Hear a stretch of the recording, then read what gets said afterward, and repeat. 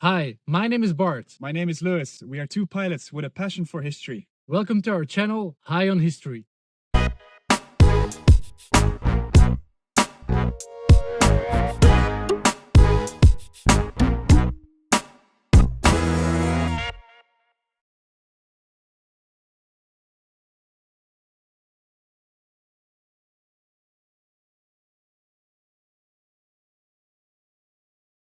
Thank you to Ms. Kesslot for talking to us. In 1944, Brussels and Belgium were liberated of Nazi occupation after 4 years. Luckily though, the city remained largely unscathed in this period. We wonder now how the city evolved after this. Because Brussels and Belgium came out of the Second World War with most of the infrastructure unscratched, that also meant that the Brussels and the Belgian economy was rather quickly back on its feet. During this after-war period, Brussels gained its status of being the capital of Europe, housing the European Commission, the European Parliament and NATO. That's right, Bart. Behind us, as you can tell, we have the Atomium, which was erected in 1958 for the Expo. The Expo also marked the start of many drastic changes for Brussels and also the hope that Brussels could play an important role in the world. Welcome, Professor Corijn, to High on History. Today we are at the Atomium, which is one of the symbols of Belgium, one of the most important landmarks, and we're here to discuss the period as from the Second World War until today in Brussels. Could you please be so kind to introduce yourself? Well, so my name is Eric Corijn, and I'm a researcher and professor in urban studies at the Free University Brussels, the Flemish Free University, Vrije Universiteit Brussel. And alongside that, I've been involved in a lot of, let's say, urban planning, the Regional Urban Planning Commission. I've been writing a lot of books. So my main focus, in fact, is on the urbanity, you could say. If you talk about urbanization and the Second World War, it's very special because Brussels came almost unscratched out of the Second World War. So it wasn't destroyed by the Germans. And we just wondered why, and also how did the city evolve afterwards? Yes, it's a general characteristic of Belgium, basically. Also the port of Antwerp, also the Walloon steel industry was not bombed and not destroyed, which of course gave an immediate boost to Belgian economy after the war, because they were the starting point of reconstruction and rebuilding other countries in Europe. And the Marshall Plan arrived in Belgium, and so it was a really boosting of the Belgian economy that could restart immediately. That being said, at the same time, we lagged behind in modernization of that infrastructure. And the fact that it was not destroyed and not had to be rebuilt in the 50s and the 60s after the war, the crisis arrived also first here. So the crisis in coal mining, in steel industry, and the until today lasting crisis in the economic infrastructure of Wallonia is in fact also a product of the fact that it was not really modernized after the Second World War. And if we specifically look at the city of Brussels, so the urbanization, so the city of Brussels came out of the Second World War as almost as it was before. And how did it evolve then? Well, basically, Brussels evolved in a concentric way. And so the Pentagon, in fact, is the old medieval city. The industrial period that we have already discussed at the end of the 19th century, beginning of the 20th century, produced a second belt, in fact, with industrial and popular neighborhoods. And in the interbellum, and especially after the Second World War, in fact, the third belt, the periphery of the actual region, in fact, was developed basically as a residential area. And because one of the features, of course, of the capital of Belgium and an evolving economy was also the concentration of people within the capital. And that is also a characteristic of the Belgian economy that was scattered, let's say, in the interbellum. And from the 30s onwards, there was a concentration in the economy. The headquarters concentrated in the capital city, and that also attracted a lot of people in the city that was growing with the growing demography, basically. So, City of Brussels is just there. I can see the Cathedral of Kuckelberg, but we're actually now here at the Atomium, which was part of Expo 58. So, which was an extension of the city, or how do we have to place? How do you have to look at the Expo 58? Well, in fact, the Expo 58 was a turning point.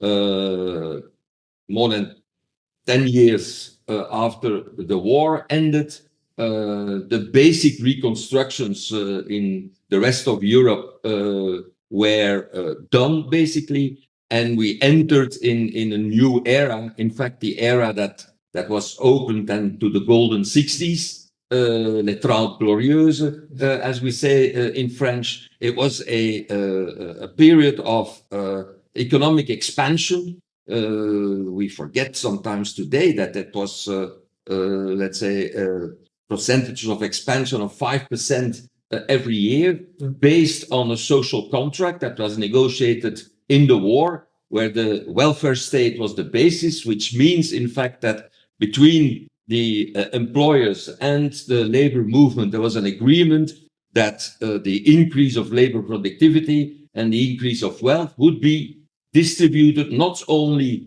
to stakeholders, but also to social security, to shortening working hours, to increasing salaries. And in that period, there was an increase of salary of 5% a year also. So it was really a booming economy oriented towards consumer culture. And basically, the Expo 58 was the festivity and showing in the world that new model.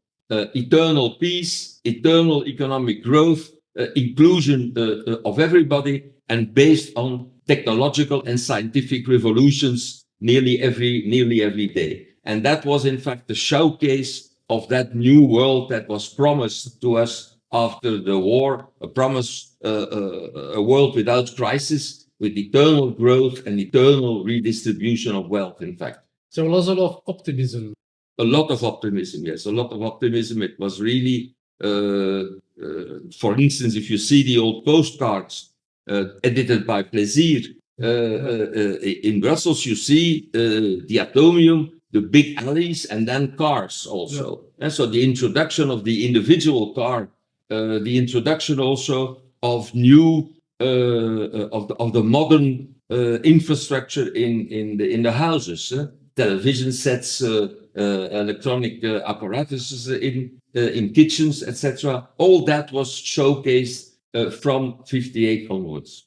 So Expo 58 is a very interesting point to look at history back and forward, but we're talking about cars and Brussels. There's a very big influence in the urbanization of Brussels with cars. Some people say it has been too much, that Brussels was changed to a highway. I don't know, what's your take on that? Yes, I agree with that take.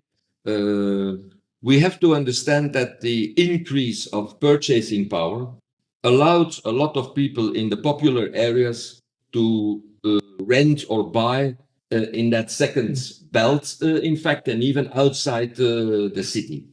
So people tended to move to the periphery in better housing conditions. Better housing conditions with women that had to, let's say, enter the labor market also to sustain that kind of new habitat, basically, because you needed a car to enter the city, to go back and forth to your work.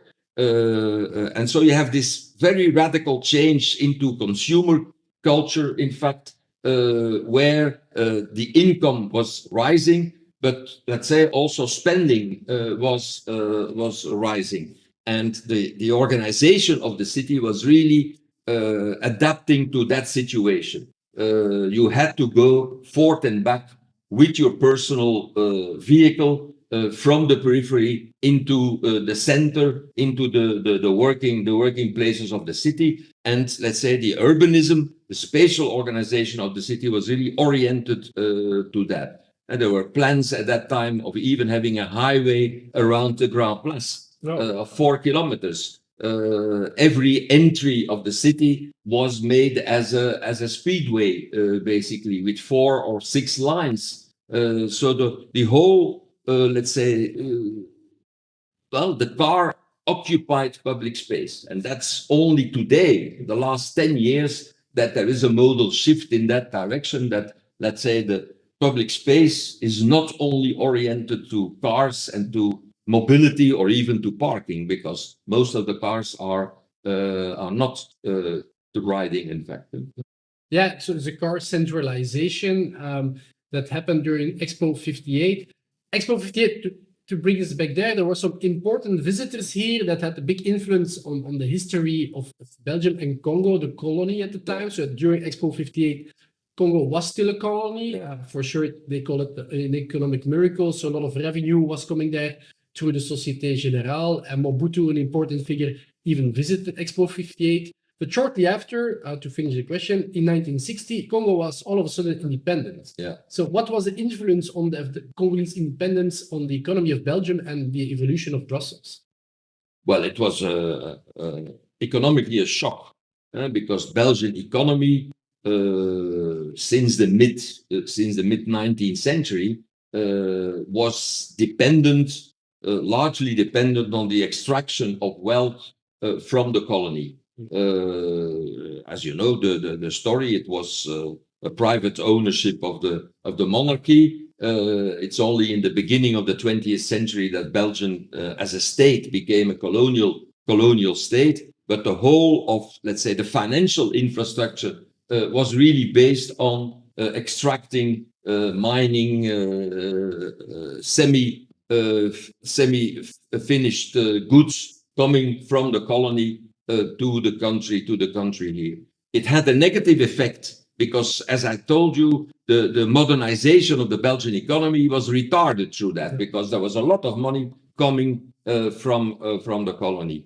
That stopped. It only stopped partially because, of course, a lot of companies continued under the new regime to collaborate. There was a neo-colonial regime where the political authorities became, let's say, in charge. Local politicians became in charge of Congo, but the economic bonds with the mother country was still there, until Mobutu, amongst others, nationalized a lot of these companies, and that was of course a loss. So basically, let's say, the independence of Congo in the 60s was a loss, economic loss. But at the same time, you could see that the expansion of the European market of consumer culture here offered new possibilities for an export-oriented economy, as the Belgian economy is, in fact.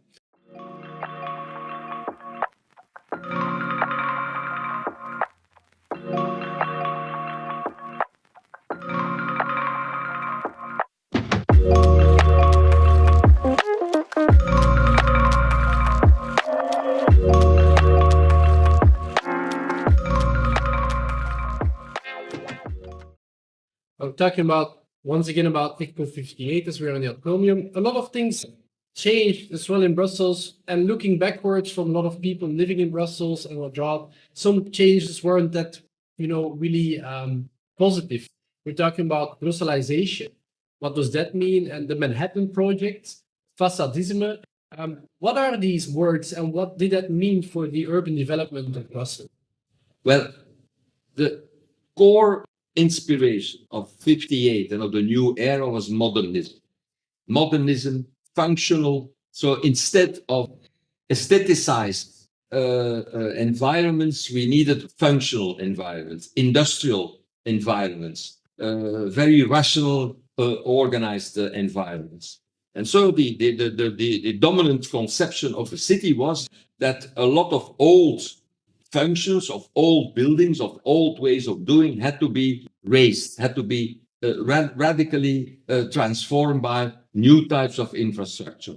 And so these concepts are related to that phase, you could say, in the 50s, 60s, 70s, even, of radically changing the built environment in Brussels. Facadisme or Brusselization means that a lot of nice facades of buildings, because they were Art Nouveau or Art Deco and had aesthetical and heritage value, were in fact became facades for a modernist infrastructure, modernist building behind. And so a typical thing in Brussels is not to maintain heritage and to transform it from the existing building, but really to only keep the facade. The Manhattan project was a delirious project to have, let's say, World Trade Centers, high-rise administrative buildings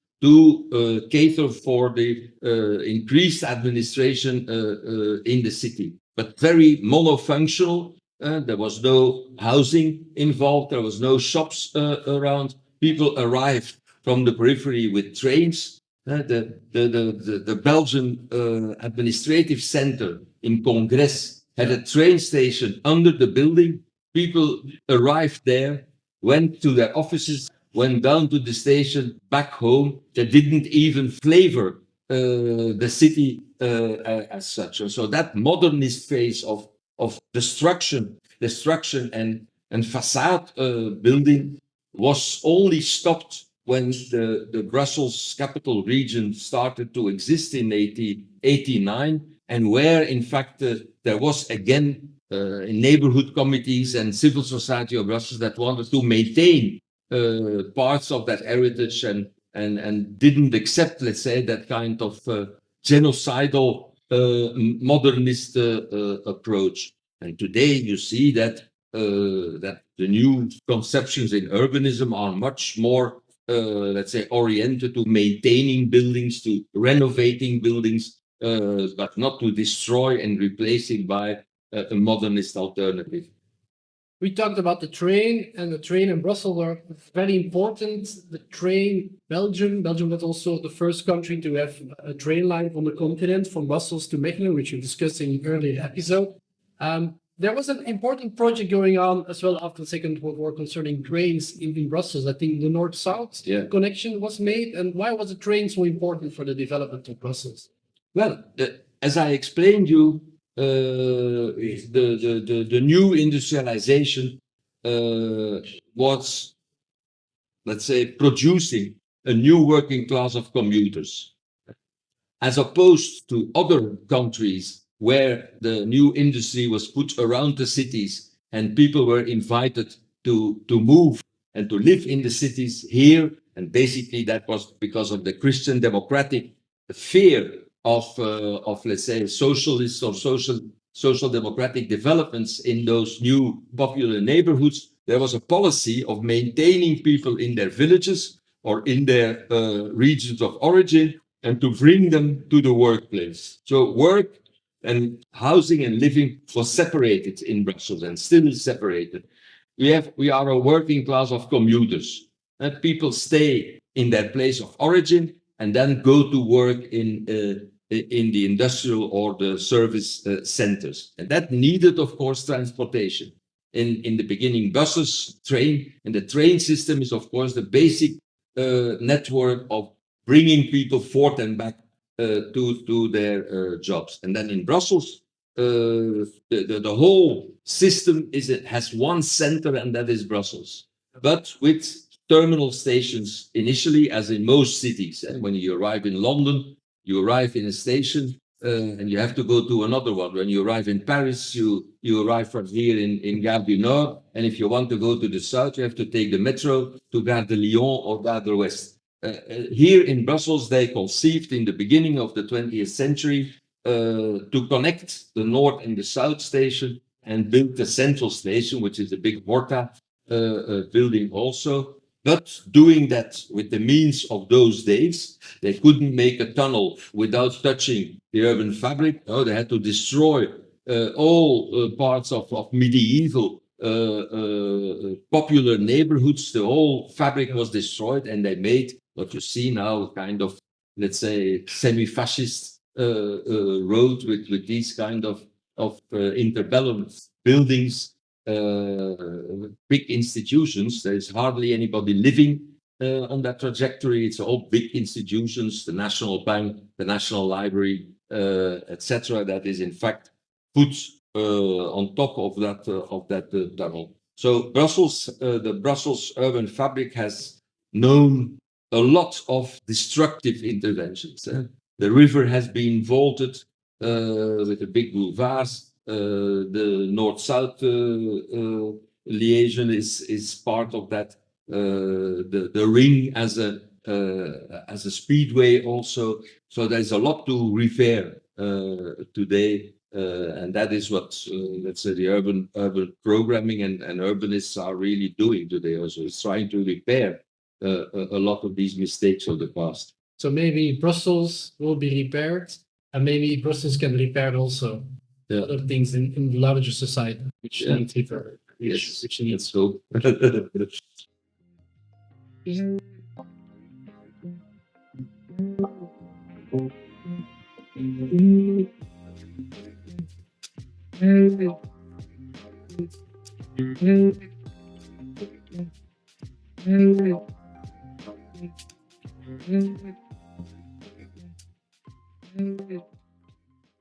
We're talking about European opportunities. Europe, Brussels, the capital of Europe, the European Union. What is the influence of the European Union? And people also talk about NATO, which is a very big topic now today as well with the ongoing war in Ukraine. What is the influence of these two big institutions in Brussels, and why are they actually in Brussels? Well, so from the 50s onwards, you had that project of European unification, basically of unification and opening of the markets, of national markets, in the beginning with 6 member states, up to the moment today where we have 28 member states. So it's a gradual process. In 58, the same time, they signed the Treaty of Rome to integrate, let's say, the Euratom policies and coal and steel policies. It was really a very focused treaties at that moment, and they needed a place for 300 administrators at that time to administrate these 2 treaties, basically. They forgot to decide where it should be. And in 58, it started really off these treaties. It was de Gaulle had taken power in France, and he thought it was obvious that it would be in Paris. All the others agreed on one thing, that it would not be in Paris, of course. And so you had a kind of lack of decision making at that moment. And so what really happened, and that's the real story, is that on a provisional basis, they decided the first chair of the Council of Ministers was the Belgian Minister of Foreign Affairs, Larocque, at that moment, because Belgium has a B and is the first in line, in fact, to chair the council. And so they left it to the chair, to the presidency, to decide where to put it. And Larocque thought Liège, because there was already economic decline, and in the end it arrived in Brussels. But it's, let's say, it's a small business, 300 people, a little administration. Nobody thought of The importance. Nobody could see it. No, so it's with the growing importance of the European unification, of memberships, the enlargement, that today there are 40,000 people working for the European institutions in Brussels. And if you see the logistics that it needs and the spin-offs around that, there must be about 200,000 people in Brussels related to the European expansion. 4,000 people are working for NATO, so that's less important, but it is an important part. And so basically what we see is, and that's an important element to understand Brussels. Brussels was in the 70s of last century, still was in 68, we had 1,070,000 inhabitants. Yeah. In the mid of the 90s, we had 950,000. So absolute a decrease. And that decrease is explained by, let's say, the urban exodus, by people leaving the city to live in a better housing system in the periphery around Brussels. And when we speak about Brussels today, we speak about the 19 municipalities that became the Brussels capital region today. So what happened, in fact, is let's say from the 70s onwards, the Brussels still was at that time the most important industrial city. We forget that. We think Liège with the big steel, we think Antwerp with the port, but basically it was middle range industry. 180,000 jobs at those time were secondary sector, manual workers. And so what happened is a rapid decline, deindustrialization. In 20 years' time, industry left the city, and all these workers, in fact, became unemployed. And because they were basically immigrant workers, Molenbeek, Kuregem, etc., these areas that were popular working class neighborhoods basically became, let's say, immigrant neighborhoods with a lot of unemployed people. That economy, industrial economy, was replaced rapidly and basically with the motor of internationalization by a service economy, service health economy. Today, 90% of the employment in Brussels is tertiary service sector, but not served, of course, by the manual workers that are in these popular neighborhoods, but served mostly by better educated or highly educated people living in the periphery and coming in as commuters every morning. 360,000 people come in every morning and leave the city in the evening. Half of the workforce in Brussels is not living in Brussels, and by the way, not paying taxes in Brussels, but have to be served by the Brussels, let's say the Brussels people to get that mobility in and out of the city. So to understand the Brussels system is a rapid deindustrialization and a replacement of within the economy towards a service economy, but served by other types of people, other types of skills, other types of professionals. And that shift is for a great part, not the only part, for a great part, in fact, due to internationalization. And so involved also a radical change of, let's say, the image of Brussels. Brussels being the capital of Belgium, a liberal, petit bourgeois city with a lot of consumption facilities, but really a national capital, a provincial city, towards an international, much more cosmopolitan city. And so Brussels of today is by no means comparable to the Brussels of the 60s or the 70s of last century. And at the same time, what we see since 2000, in fact, is a new increase of the population. Today, we are 1,200,000 inhabitants, but let's say the composition of that population is totally different than in 68, when we had 1,070,000. So you have a replacement also of, let's say, the cultural profiles of the city. It really became a multilingual, a multicultural city. We know that Brussels is the second most diverse city in the world after Dubai, and only 10% are Flemish speakers. And it has very complex structure. But why did the structure change in Brussels? And Belgium was just at 58. There was just one country. Brussels and Flanders and Wallonia were just one entity. And why did that change? And why did Brussels get this special political status? Well, there are different elements in the answer. Basically, Brussels is the biggest city in Belgium. Okay. It's more than twice as big as Antwerp. It's, let's say, 3 or 4 times Ghent, Charleroi, or Liège. So it's really of another scale. And that, of course, made a rapid shift also in the composition of the population. Initially, you had, let's say, the Belgian capital, bilingual at that moment. You have the federal transformation of the Belgian state with the introduction of monolinguistic communities. But at the same time, these two communities, the French-speaking Belgians, the Flemish-speaking Belgians in Brussels, were outnumbered. Today, they're only 20% or 25% of the total population.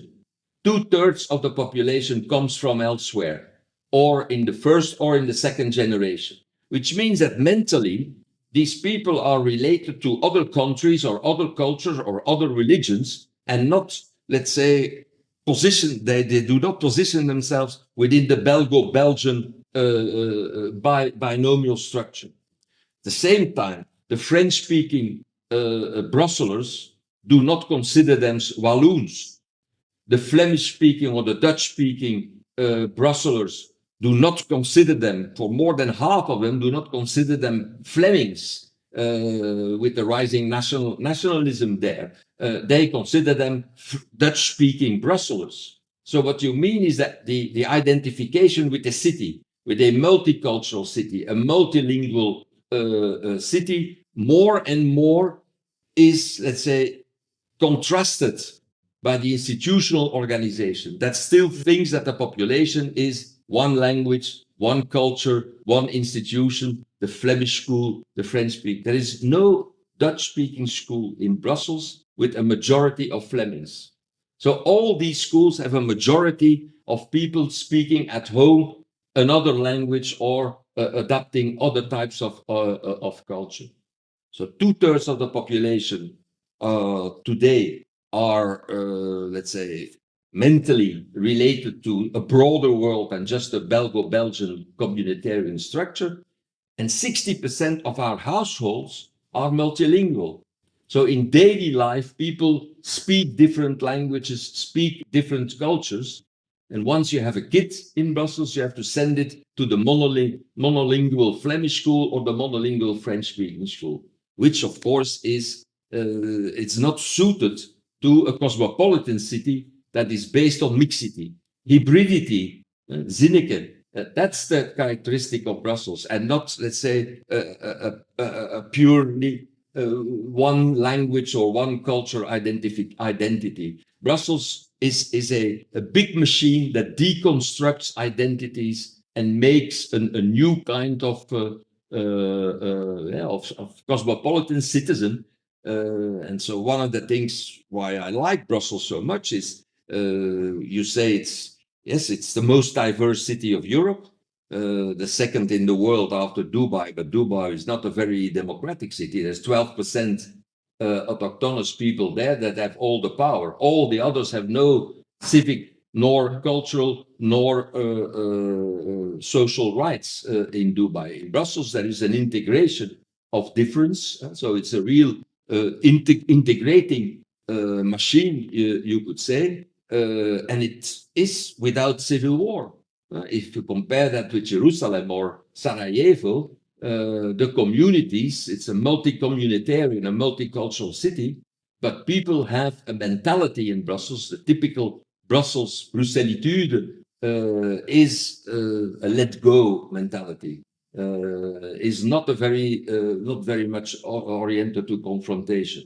And that also explains why the two instituted communities in Brussels do collaborate very much. The Brussels government is composed by the two, it's not directly elected, people tend to forget that. The Brussels government is in fact a product of a majority in the Flemish institutions and a majority in the French-speaking, and then glued together, but they apparently work together rather smoothly. So the belonging to one or the other culture is not very conflictual in Brussels.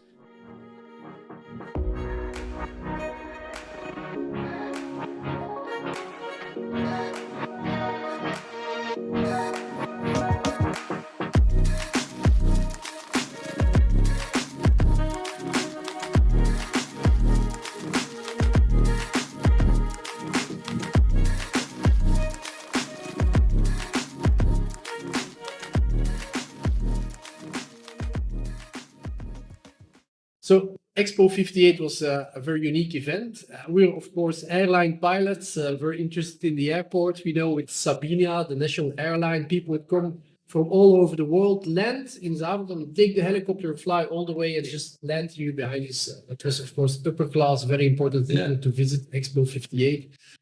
Do you know a bit more about the history of the airport of Brussels?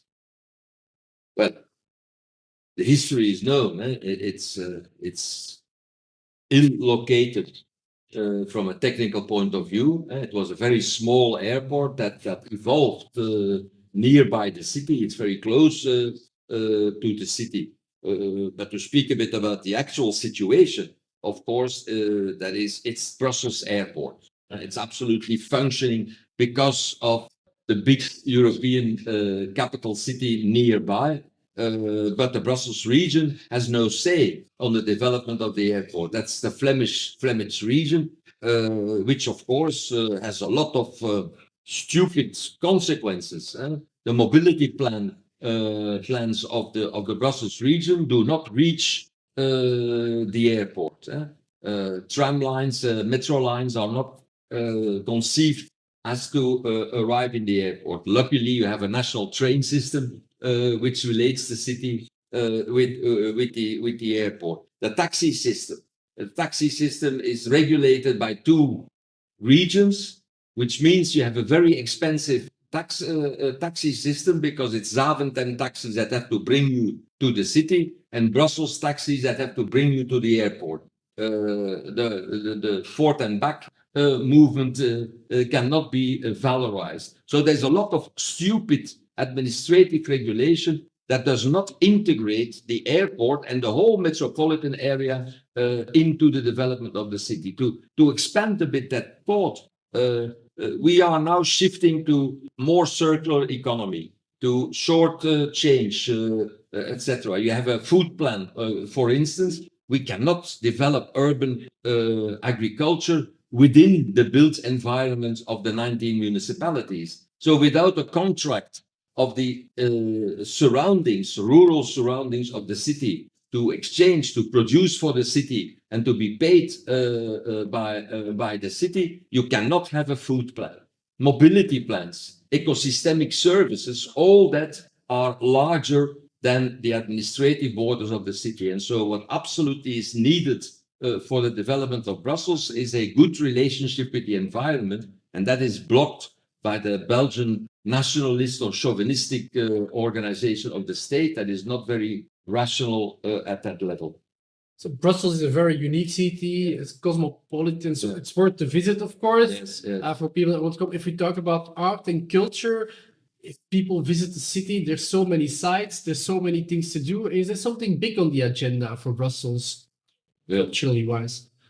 Well, so Brussels is the political capital of Europe, without any doubt. And after the summit in Nice some years ago, half of the summit meetings are in Brussels. It's a political center. So at that kind, I think there is no doubt about that. But Brussels is not a cultural capital of Europe. And so that's why, in fact, the regional government decided to participate in a bid to become cultural capital of Europe in 2030. In 2030, there will be another Belgian city within the program of cultural capital of Europe. Other cities are preparing. And what are cities normally doing? They're preparing a festival, a showcase of some cultural events, a program of cultural events. What Brussels wants to do is, in fact, expressing that cosmopolitan Brusselitude to inspire, let's say, European-ness in a certain way.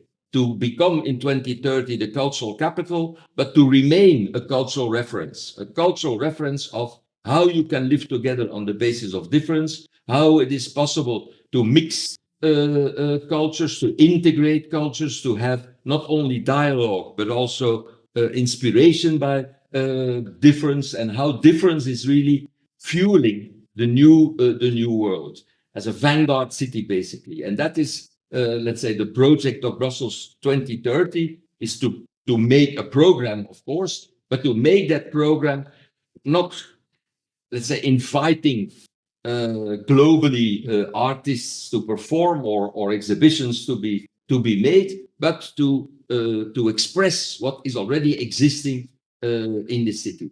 So Brussels has Expo 58 before as a beacon of hope and integration and coexistence, Yes. and European-ness and peace and on the European continent. But of course, with another, not based on the same kind of technological modernist religion, and so based on a much more, let's say, sustainable, ecological city. And that explains why, since 10 years, there is a new shift that is comparable to the shift of 58. That is less cars in the city, shared space, opening of public space, not just parking lots, but to have green space, to have playgrounds for kids, basically to make the city not just at the service of people living in the periphery and working it and using the city, but making the city as a real living environment that is much more sustainable, that is much more integrated, that is much calmer. And that's a shift that is radically, and COVID helped us a lot in that, because of course the spatial organization of the city is now totally different than 10 years ago. And the central boulevards that were the crossing speedway from north to south is now a pedestrian zone. So pedestrianization is one of the main features of the development of the last 10 years. And that's totally to the opposite. It's totally another culture than in 58. It's impossible not to be excited about Brussels and its role within Europe and within the world as a beacon of how humanity can evolve. Absolutely. I really think that, so one of let's say, of my research fields basically is that globalization, which happened in the last 30, 40 years, basically, is also urbanization. The large majority of people live in cities today. In the beginning of the 20th century, there were only 10% of the world population living in cities. Today, that is 60, 70%. So we have all become urbanized, and living in a city is not the same as living in a country. In a country, you live at the idea of a common history that gives a tradition and an identity. In a city, everybody is arrival, comes from elsewhere, and you have to combine differences. So the destiny of a city is a futures project, building a futures project based on difference, based on multiplicity of entries, basically. And that's the urban project. And I think really Brussels is potentially, because there's a lot of criticism also in the way, but potentially, let's say, the breeding ground for really showing the new type of urban societies, human societies that have to be conceived. Thank you, Professor Corijn, for your inspirational interview.